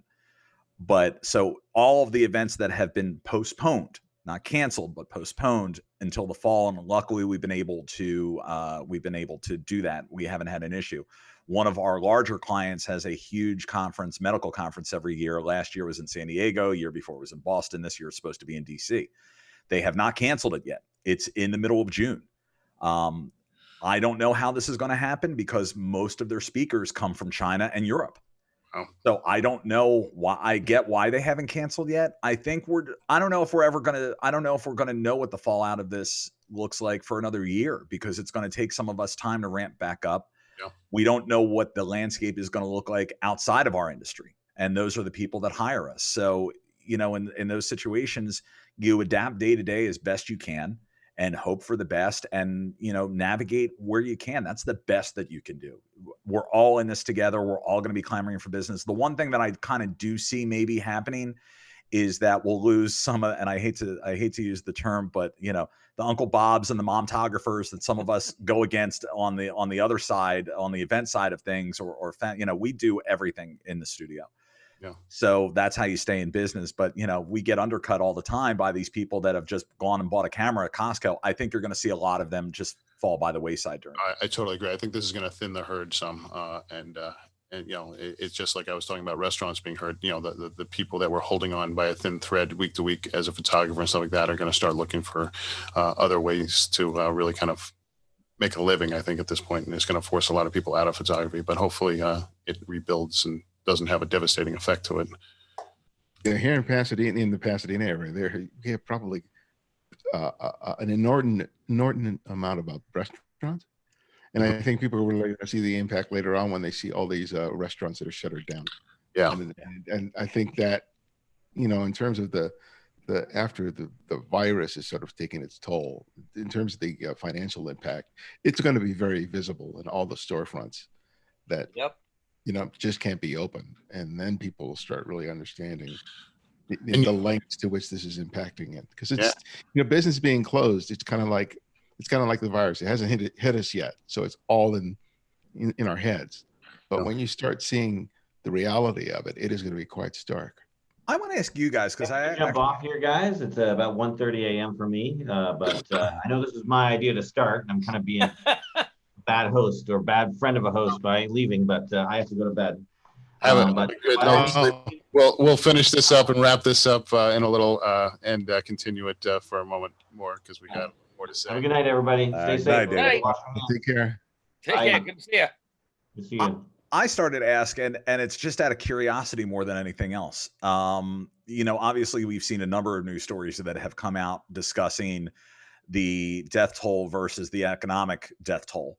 At what point do you think someone should say, all right, like what and it's not my question, it's just a question in general. At what point do we reach that point of no return where, like, the economy, and it's not just local, again, it's a global economy. I think they just was it the international, was it the IMF said something yesterday that we're global recession at this point, and we're only 2 or 3 weeks in on this side of the globe. What do you think from our standpoint, looking, you know, as people that document and are the eyes of history, as it were? What do you think? Do you think that there's going to be almost like another depression because nothing is going to be open, nobody's got work? Like, how far are we off from that? Number one. And number two, even if everything opened back up by Easter and everything's beautiful and wonderful, is that realistic? Because at that point, what happens if everybody starts going back out in these groups and we have another wave of stuff that goes through? Does that affect the economy worse? I know the economists have said so, but I'm just kind of curious as personal viewpoints. Well, looking at pandemics historically, they've always come through in waves.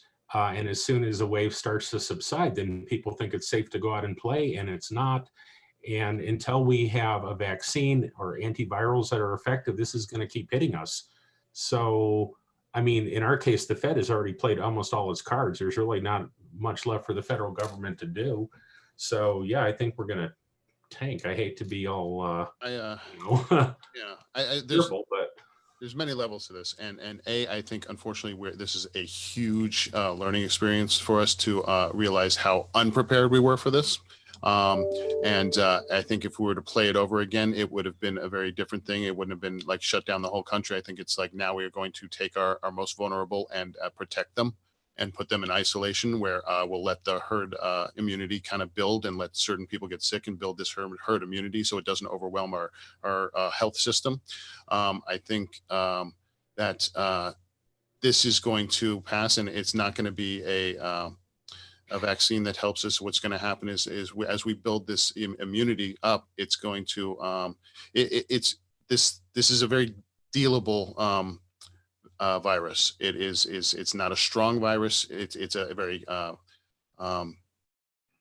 contagious virus, which is the problem. But if you wash your hands and don't touch your face, you can really avoid getting this, and limit the social distancing is what's going to happen. So as we build our herd immunity, it's going to take 1, 2, 3 years before coronavirus. It will come around like the flu each year. And what's going to happen is each year it'll mutate and become a little weaker. And soon it'll be like we're suffering a cold again. But it's going to take years to do that. So from this point on, the amount of social distancing and changing our lifestyles is what's really going to affect us in the economy. And that's still a huge unknown. And since we mismanaged the way we rolled out this management of the virus in this country. We don't know the uncertainty of how of the peaks and valleys yet, and that's the kind of unknown that's really kind of scary at the present point. Yeah. Anyone else? I just want to turn this back to a general photography question for a second. Because I'm in a very different market than most of you guys. Are you experiencing like a general cheapening of what we do? Well, that's because of this, or in general? That's been going on for that's not a long time. In terms of the sophistication of the photography buying market, and in terms of the community that consumes photography, it's very common now. I mean, it's not hard to go out and take a decent picture. I mean, I just find that aspect of it makes it so difficult to keep going at this. And I mean, I've been doing this since the early 80s, and I'm like, maybe I'm doing the wrong thing. I think part of it what kind of photography are you doing? Well, I'm in a small town, so I have to do whatever I take, but mostly my photography is revolved around people. When I was in LA, I was a celebrity PR photographer. I've done some international photojournalism, see my pyramids. And I've done cars. Take those everywhere with you? I've done a lot of stuff, and I enjoy doing a lot of stuff. I don't shoot babies, and I don't do birth pictures. Pretty much anything else, bring it my way.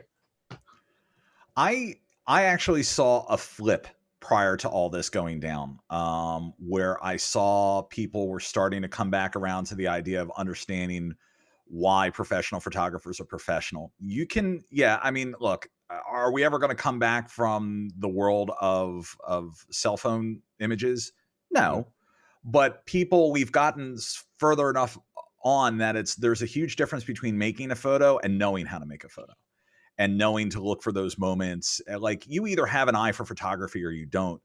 And I think people have started to really realize, the people that are hiring, like, so with us, we do probably like a quarter photojournalism, a quarter event photography. We do some product photography. We, like, all of our shooters have different instances of where their strengths are. We're all photojournalists by trade, but we're all able to do other things. Our clients and people that have been calling us for the last year said, yeah, you know what, we hired this one photographer, and their stuff looked great, and so on and so forth. And they got here and it was just a mess. And what I've taken doing is just educating people when they call us, whether we get the job or not. This is the reason you want to hire a professional photographer. Do they have more than one camera? Do they have more than one lens? No. What happens if their camera breaks during the job? What's their backup? Oh, I didn't think about that. So it's our job to educate the clients as much as it is for them to understand. Completely. That's the huge. So I started this before this all started. I saw a shift in that in the last year and a half. All right, guys, I got to go, but thanks for including me. Yep. Just to add on to your Nice question and kind of address it from my point of view, the business of photography is a tough thing, and there's no doubt about that. As photographers, it's so important to create an experience. And if we're not out there working and really kind of creating that experience, people aren't going to keep hiring you. You can say that, anybody can go out and take a great photo, but what we do is understand. No, I'm answering what he said. And, it's like anyone can achieve one great photo. I can go out on an iPhone and create something. Everybody has the ability and the tools to do it nowadays. But what you have as a trained professional is you have studied this language, and photography is a language. So where everybody can go out and say, hey, where's the toilet? You understand to say, where's the toilet? Funny, sad, add an inflection, add emotion, add, stuff. You understand the tools, and you've studied this language for so long that it's now, an art form. I mean, there is no room for failure. If you hire any one of us, we know there is no room for failure. I'm a big fan of plan B, plan C, and plan D, whatever the hell that is. We talk about gear. I mean, I do a lot of photojournalism, so I have to carry what I need when I'm working. If I need 2 cameras, I have 3. We do some fairly high-end corporate gigs where we'll go, really fun job, go photograph the CEO of some big financial institution. And we'll go in, and we have one client, we'll go in and we'll do 5 different locations, all lit in 45 minutes, all pre-lit. go from one room to another with this gentleman, and not that the gear fails much, because we test it and retest it. As a matter of fact, we call our studio here the photographic test kitchen. Although we see clients there, the main reason we have a studio is for my shooting partner and the assistants and the PAs to get together and rehearse what the shoot will be, so that should something go wrong. I mean, our code with my shooting partner, we've only been together about 15 years. The code is, should there be a failure, I'll say, could you please adjust the third light down? Doesn't matter which light it is. She already knows where the issue is, probably before I do. And I'll go over to the subject and do this. What do you think of show them some pictures on the back of the camera. And every single room on a real high-end shoot will not only have enough lights for that shoot, there will be another complete set ready to go. So should something hiccup, the change out is 30 seconds. And then the client never knows there was an issue. Yeah. We may get in the car afterwards and go, what the hell went wrong? No, but in front of the client, and if you, talk about things, between pros and amateurs, or people starting out. I mean, if we have an issue with a piece of equipment, it doesn't throw you. It's so true. Just go on. I was doing this shoot once, and I'm setting up, and I have my Sony out there, and I have my wonderful 24-70, and I'm literally putting it on. And for some reason, I put it on, and then I'm like, oh, I'm just going to put the flash here. And when I went to seat it, I don't know, I was holding it wrong, and the camera slipped from my hand, and literally the lens hit, and the front element of the glass shattered off, like completely off.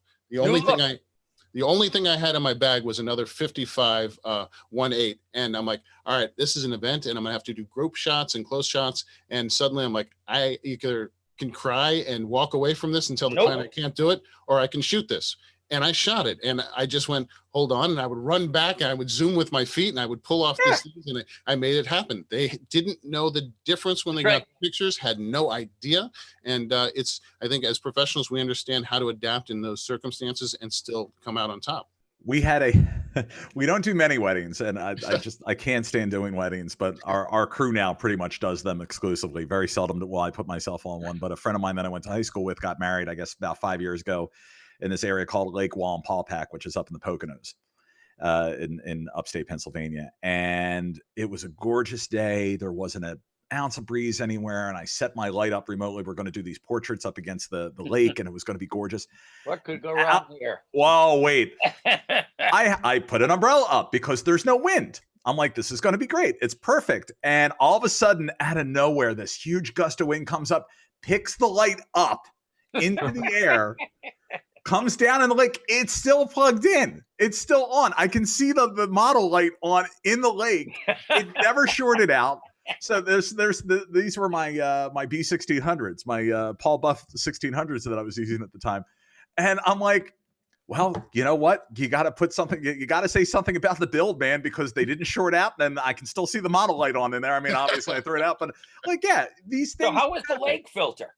What's that? How was the lake filter on the light? It was a little blurry, but we got bad. But it's one of those things that people don't think of. Yes, we are all trained to do this. It's one thing to just be able to press a shutter, but it's another thing to be able to see how we all see. Whenever I do portfolios, I always tell the person that I'm about to review, look, I am nothing but an extra set of eyes on this. I'm never going to be able to see eyes. I'm never going to be able to see life the way that you see it. I can look to see whether it moves me, whether it touches me. And here's the other thing. Even though we're all professionals, and I can't be the only person that thinks this or has encountered this, the ones that I would choose versus the ones that the client always choose are never the same. Because we're looking at them from a perspective of, is it, is the exposure good? Is the the composition rate, does it tell a story? They're looking at it from in here, whether it's a high-end client, a mitzvah, or a PJ thing. We look at it completely different than other people look at it, but that's why they pay us. And here's the difference. So when you say, working photographers, who's working and who's not working, the one difference right here is all of us are good photographers, but the successful ones, it's not just about being a good photographer. It's the community and friends they've built. Yep. And that repetition of always networking and building that community. because I tell you right now, I know 5 other good photographers, but because of my relationship with BP or something like that, he's the one. He's the one, so you have to build those relationships. So what you're doing when you don't have a camera in your hand is a lot of times a hell of a lot more important than what you do with a camera in your hand. Trav, and I think you heard when you came down to do the lighting seminar with us last month, and whenever I lecture, whether it's university or I was going to be down at Focus on the Story, so Suzy's about to hear something that would have been part of the presentation. Everybody out there is, in the professional realm, people that have been doing this for a long time. We're all professionals. We all know how to take images in some form, make images in some form or fashion. How do you keep getting hired, though, is how you treat people. Because I am not the best photographer out there by a long shot, but we've been able to stay in business for almost 15 years because people like working with me. There are better photographers, but some of them are assholes. And you know what? Nobody wants to work with an asshole on a regular basis, or at least for the most part. So, developing those relationships are just as important, if not more so, than actually the shooting aspect itself. And developing those relationships, that takes more time than actually shooting. Yeah. Did that answer your question at all? Yeah. Well, that's why I'm changing my landscape, because that ain't going to happen here. I lived in the Springs for a little bit. I mean, it's a small town. I mean, there's and especially, going from LA to the Springs, that's not just a paradigm shift. That's a life shift. I mean, I'm in isolation here. Yeah. But BP has built a community. He's in a small town. I mean, it's a very small town. And, granted, he's near Philly and stuff like that, but he has built that community. He's worked hard to build that community. I mean, he has relationships with, the doctors, the police, the politicians, and they go to him because he's built that relationship. So, I mean, he's cultivated his business. Well, I mean, not to make excuses, but I've spent a huge portion of the last year networking. I belong to at least 4 or 5 different professional networking groups, Chamber of Commerce, BNI, you name it, but it's just not a sophisticated town. I just fit better in a bigger. Right. No. Can I make a suggestion on those groups? Yeah. I don't belong to any of them. I belong to our local chamber. Yeah. That's it. I shouldn't say that. I belong to 2 chambers. I belong to the Tri-County Chamber, which is, makes up the 3 counties around us, and our local business chamber. And that's it. The other one that you mentioned is a cult, IBS or whatever the hell it is like, yeah, that's a cult. It. And it's not about networking. It's about people trying to just make, like, those groups generally are more about how are you going to enrich my life and how am I going to get money out of you, as opposed to actual relationships. Exactly. What Travis was talking about, and it's something my father had a saying that I have taken to heart, especially as we've grown our business, is you're selling the sizzle, not the steak. We're all photographers. We're all selling the same steak. What's the difference between my steak and somebody else's steak? It's me. It's not going to be the image. Pardon me. It's not going to be the images. And so, I discussed this with you, BP, is like how many times we walk into an experience of shooting and people upon leaving, like, you were absolutely amazing. You're the best photographer. Your work is incredible. They haven't seen one picture yet. Right. We provided an experience and for them. And we do that when we're not working, when we're networking and we're talking, and you can go to these, council meetings and stuff like that. But if you're not taking cards and following up and connecting to them on a human level, you have to make, anytime you walk into a Best Buy and every salesperson comes up to you, can I help you? And you feel that, no, you just want to sell something. You're not here to help me. You can't have that kind of, you have to go in with honesty and passion, and people will feed that on that. And it just thrives and it snowballs. So if you don't follow up every day with those people and make those connections. I wake up in the morning, I send out 5 emails. I get on the social media and talk to 5 different people. I make myself available. So it's like I spend a lot of my time just reaching out to people on a daily level. Mm-hmm, mm-hmm. Not saying like I get coming into a new town and not knowing anybody and stuff like that. You have to press the flesh a little bit, but it just always comes from those organic meetings. If you go to like a photo meetup or something like that, and you just start meeting some of the local players, and you realize, all right, what's the vibe in this town? Because I lived in LA way back in the day, so I mean, going from LA to the Springs, that's so huge. And what would work in LA isn't going to work in Colorado any more than what works in Philly doesn't work in New York, doesn't work in Boston. So, you have to find your own way. If that's not the place, obviously, I think, the flip side is trying to figure out where your place is and then adjusting the business model based off of that. So and it may include doing some types of photography that you haven't done before or don't enjoy doing. But if it gets your foot in the door locally and you start to really get a name around that, Rick knows my friend Scott out in San Francisco, Scott Strazzani. And Scott and I have had multiple conversations about, I'm not gonna be a photojournalist the rest of my life. I have to start thinking about what the plan B is, even though it's not a plan B, it's just a different level of photography. And he's been slowly doing that out in the Bay Area, doing prints, and he's doing family photos and all. And we've helped each other along in that. Sometimes it's that paradigm shift that you really need to look at and go, all right, I'm going to try this versus this. Worst case scenario, it doesn't work, but I at least have to try it. That's key. That's going to get you. Maybe I was a bit spoiled in LA because things just clicked for me very quickly. And out here, I've been trying really hard. And it's not just belonging to groups. It's having gallons of coffee with people on a one-to-one basis and just not getting traction. I've had jobs out here. I've had jobs that I thought would actually connect me and start taking me places, but I just keep hitting dead ends here. So I'm wondering, is it the town? A lot of it is me, but I'm not sure what it is that I'm doing that's wrong. People look at my work, they go, oh, that's great, and where's the job? You have to cultivate your brand. I mean, if you look at what BP's hosting get-togethers on workshops, he's building community things. I mean, he's hitting it from so many different angles that he's not only tapping into what is there, but he's also creating what will be there.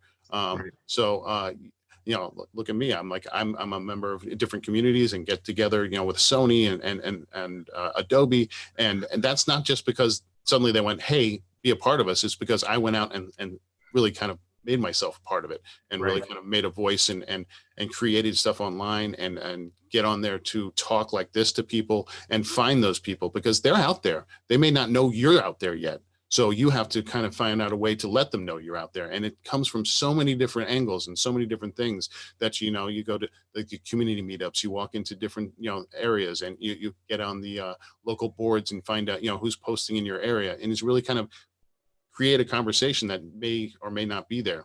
The Springs is also difficult. I mean, at least I have a really good understanding of what that town is like because I live there. You have to remember that number one, you've got the Air Force academies out there.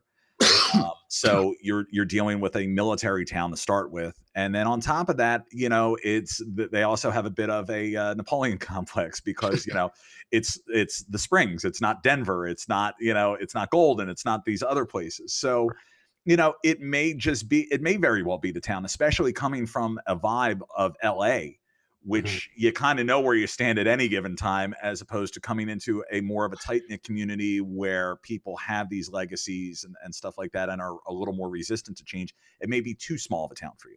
Question, where's the next biggest market and how far away? Denver. How far away is that? It's an hour drive, and I might start cultivating that. Yeah, it's like Philly to Phoenixville. I live an hour outside of New York City. I used to live in New York City, and I live outside.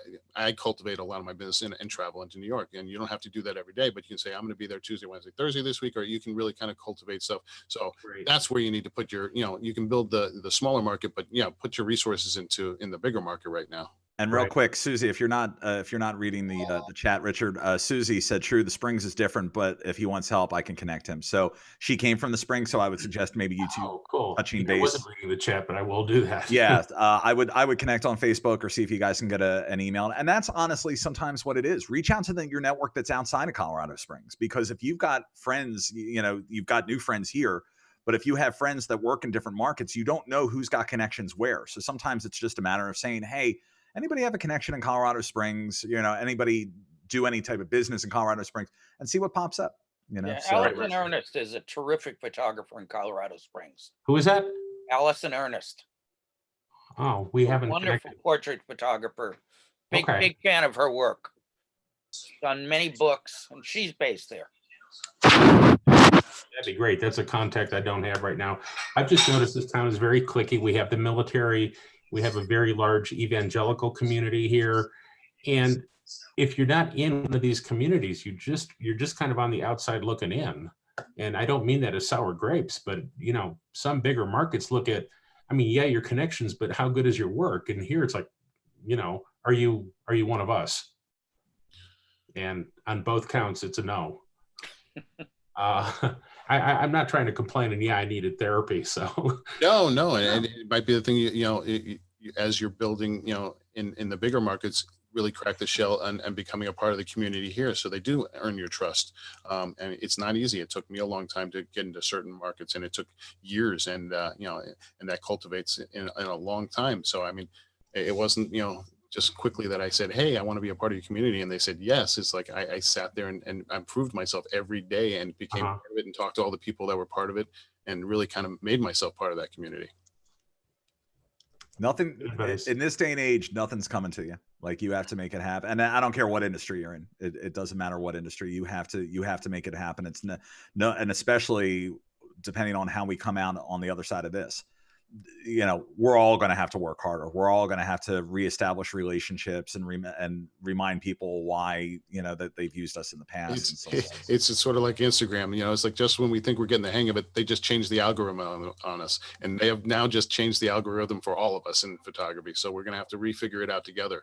And the people that support each other right now and build those communities are the ones that are going to come out on top a lot faster than the other ones.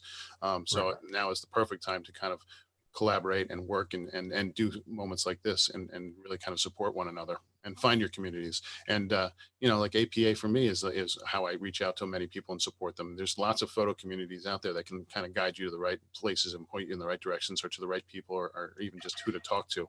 And that's such an important thing right now, is to have that support system.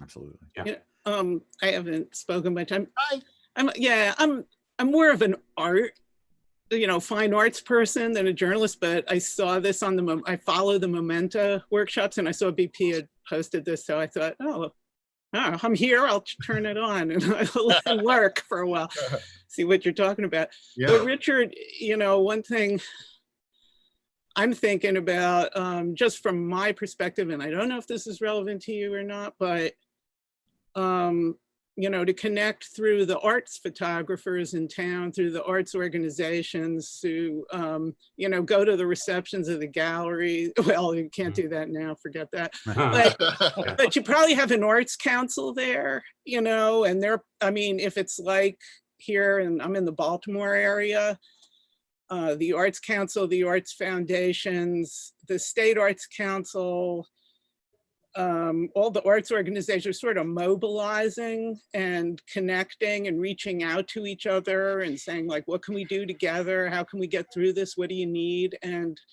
so maybe, start, get on their email list and start to find out who those people are, because I actually took a workshop, and there's another resource that I don't know if it'll be as useful to you all, but there's this guy actually in Philadelphia named Andrew Simonet, who does workshops for Creative Capital.